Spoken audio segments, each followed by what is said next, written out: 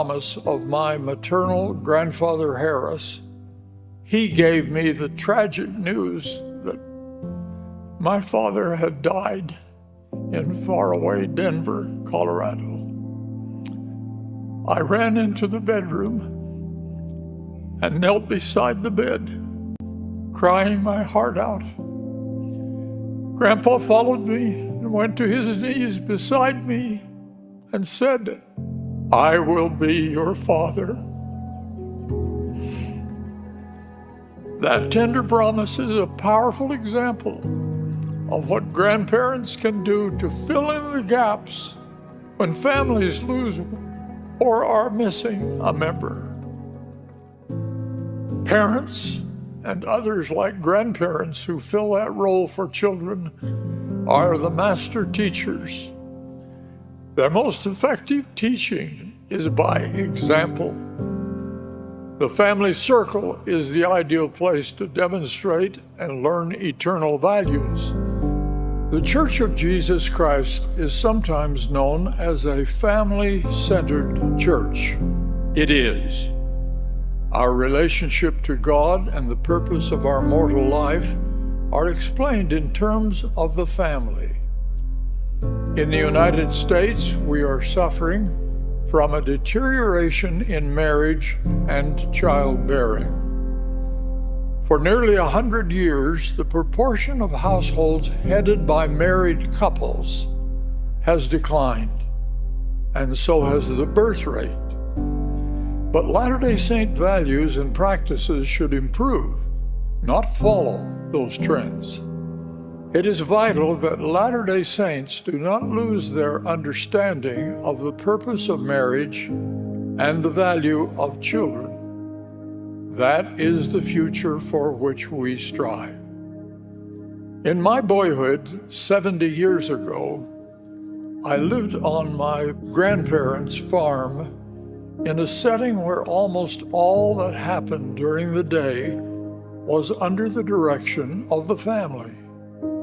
There was no television or other electronics to distract from family activities. In contrast, in today's urban society, few members experience consistent family-centered activities. Urban living and modern transportation, organized entertainment, and high-speed communication have made it easy for youth to treat their homes as boarding houses where they sleep and take an occasional meal, but where there is far less parental direction of their activities.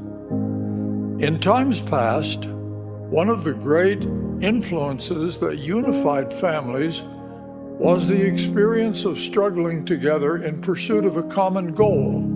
The family was an organized and conducted unit of economic production. Today, most families are units of economic consumption, which does not require a high degree of family organization and cooperation.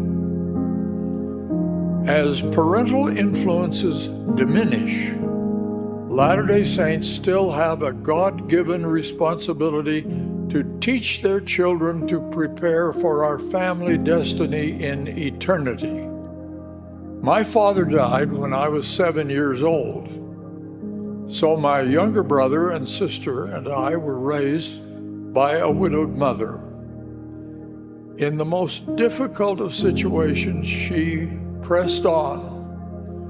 She was alone and broken, but with the Lord's help, her powerful teaching of the doctrine of the restored church guided us.